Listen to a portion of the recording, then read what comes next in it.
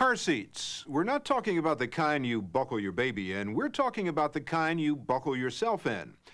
Chances are, if you buckle up, you can walk away from a front-end collision without serious injury, especially if you have an airbag. But rear-end collisions are another matter. What keeps you from being seriously injured when you're hit from the rear is the back of your seat. If that breaks, and in crashes at 35 miles an hour, in both American and Japanese cars it almost always does, chances are you're going to be catapulted backwards. And you know what that can do to your neck and spine. When a car hits something in the front, the people in it need to be protected by seat belts and airbags from slamming forward into the windshield.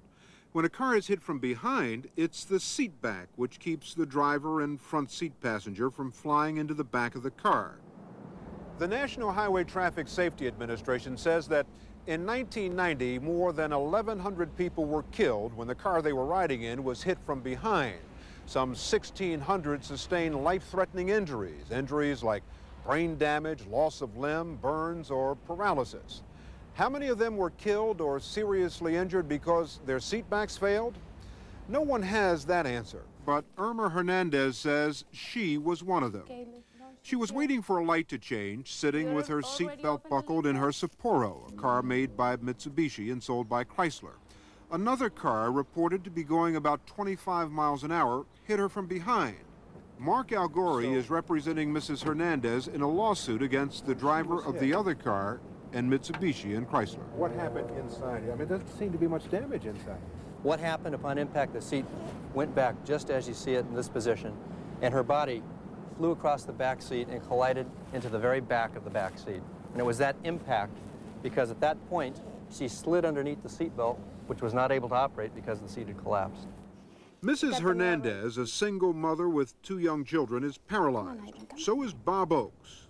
While sitting in his Chevy Camaro waiting for a light to change, his seat back collapsed when a pickup truck hit him from behind. A jury awarded Oakes $7 million. General Motors is appealing that decision. Oakes' attorney, Charles Reed, said the truck was going just 35 miles an hour. The seat back of the driver's seat collapsed flat down onto the rear seat cushion. Reed says the car seats in the General Motors car shouldn't have collapsed. Why not? Because speeds of that nature are not infrequent. Accidents occur at those speeds and even higher. And the only restraint that a front seat passenger or driver has is the seat back remaining upright during a collision. It's the only thing that'll protect him from being ejected out the back window or thrown into the rear passenger compartment as Bob was. People get into cars and they assume they're safe, and apparently there are designs and standards that aren't actually protecting them. One way car companies defend seat backs which give way is by pointing out that their seat backs meet and even exceed the federal standard. But that hasn't always helped them win lawsuits. That's because in product liability cases, meeting a government standard isn't enough. Another consequence of a seat collapsing in an accident is that the driver loses control of the car. Arlie Childs was driving a General Motors Buick Century. This was all of the damage to the trunk of her car when she was hit from behind by another car going about 25 miles an hour faster than she was.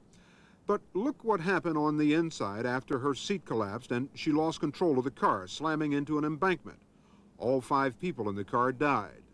The case against General Motors was settled out of court for an undisclosed sum. To show how safety would improve if car seats were made more rigid, a safety engineer made this film of a crash test at almost 54 miles an hour.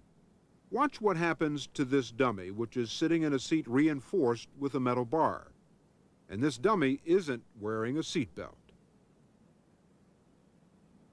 Now the same car, same accident, but now the camera is on the dummy sitting in the seat that comes with the car when you buy it. Look what happens to that dummy. Dr. Kenneth Sachowski was a member of the National Motor Vehicle Safety Advisory Council in the late 70s. He now does crash engineering analysis and testifies in trials, mostly for plaintiffs. He showed us some of the things he says are wrong with car seats. This is from a 1985 Astrovan, Chevrolet Astrovan, and this shows what the seat looks like in the vehicle. This is the 85 Astrovan seat, and what's underneath all of this cushioning and padding here is a very flimsy structure made out of thin wire and some mild steel tubing, 1-inch diameter tubing that's been flattened down in some places. A few bolts and that's it. But that's all the support you have. That's all the support you truly have. If seatbacks fail in rear crashes of 30 miles an hour, does the National Highway Traffic Safety Administration, known as NHTSA, know about it? You bet. In the late 70s, to make sure no car's gas tank would explode like the Ford Pintos did, NHTSA began requiring a rear impact crash test. It said that all cars in the United States had to have gas tanks which would remain intact in rear crashes of 30 miles an hour. Well, NHTSA solved the gas tank problem, but those tests revealed something no one really knew. Every major American and Japanese car maker had seatbacks which failed in rear crashes of 30 miles an hour. Here's the videotape from the government's gas tank test for a car like the one Mrs. Hernandez was driving. Watch what happens to the heads of the dummies. In crash tests of 30 and 35 miles an hour, the seat bends back, often to the rear seat cushion, putting the heads and spines of the people in the front seat in danger. Also, because the shoulder harnesses are anchored on the frame of the car, the passenger's upper body is unrestrained when the seat back flattens away from the harnesses. But every one of these seat backs meets and most even exceed the federal standard for seat back strength. So, are they safe enough? No.